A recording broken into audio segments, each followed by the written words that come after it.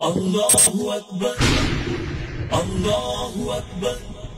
نحمدہ و نصلی علی رسول الکریم، بسم اللہ الرحمن الرحیم، وجاہدوا فی اللہ حق جہادہ۔ اقوام کی زندگی میں بعض ایسے ایام ہوتے ہیں جنہیں کبھی فراموش نہیں کیا جا سکتا۔ بعض ایام دکھ، تلخی، تکلیف اور کرب کی یادوں کو تازہ کرتے ہیں، جبکہ بعض ایام خوشی، حوصلے، امنگ اور امید کا باعث ہوتے ہیں۔ تاریخ پاکستان میں 6 ستمبر کے دن کو کبھی فراموش نہیں کیا جا سکتا۔ بھارتی جارحیت کا جس انداز میں پوری پاکستانی قوم نے افواج پاکستان کی پشت پہ کھڑے ہو کے مقابلہ کیا، وہ یقیناً پاکستان کی تاریخ کا ایک زرعی، سنہری اور حسین ترین دن تھا۔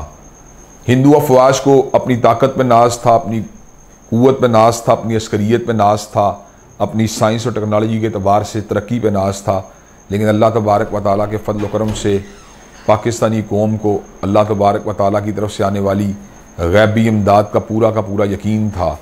اگرچہ ہم تعداد میں کم تھے، لیکن اللہ تبارک و تعالیٰ نے ہماری مدد فرمائی کہ اللہ تبارک و تعالیٰ کا اعلان ہے، کم من فیۃ قلیلۃ غلبت فیۃ کثیرۃ باذن اللہ، کہ کتنے ہی گروہ جو تعداد میں تھوڑے تھے وہ بہتوں پر اللہ تبارک و تعالیٰ کے حکم سے غالب آ گئے، اور اللہ تبارک و تعالیٰ کی مدد یقیناً صبر کرنے والوں کے ساتھ ہے۔ 6 ستمبر کے بعد ہمیں 1971 کے اندر سقوط ڈھاکہ کے سانحے کو دیکھنا پڑا۔ کیا وجہ تھی کہ فقط 6 برس گزرنے کے بعد ہم اتنے کمزور ہوئے کہ اپنے دائیں بازو سے محروم ہو گئے، اپنے ایک بازو کو کٹوا بیٹھے۔ اس کی بنیادی وجہ یہ تھی کہ 6 ستمبر کے دن ہم متحد تھے، منظم تھے، ہمارا حضرت قائد کے موٹو کے اوپر کامل یقین تھا۔ ہم اتحاد، ایمان، تنظیم کی ایک خوبصورت تصویر تھے۔ بعد ازاں ہم اتحاد کی نعمت سے محروم ہوئے، ہم بنگالی اور غیر بنگالی میں تقسیم ہوئے، ہم ایمان کی نعمت سے محروم ہوئے، ہم نے کلمے کی بنیاد کے اوپر آپس میں یکجا رہنے کی بجائے قومیت کی بنیاد کے اوپر تفرقہ اور دھڑے بندی کو اختیار کر لیا۔ ہم تنظیم سے محروم ہوئے اور ایک مرکزیت کے اوپر کھڑے ہونے کی بجائے مختلف گروہ بندیوں کا شکار ہو گئے۔ آج بھی ہماری طاقت در حقیقت انہی زرعی اصولوں سے بستگی کے اندر موجود ہے۔ انشاءاللہ پاکستان قائم بھی رہے گا، پائندہ اور تابندہ بھی رہے گا، لیکن اس کے لیے ہمیں گروہ بندیوں کے پر قابو پانا پڑے گا، ہمیں اتحاد کو اختیار کرنا پڑے گا، ہمیں اللہ تبارک و تعالیٰ کی کتاب کے اوپر یکجا ہونا پڑے گا۔ وَاعْتَصِمُوا بِحَبْلِ اللَّهِ جَمِيعًا وَلَا تَفَرَّقُوا کی تفسیر بننا پڑے گا۔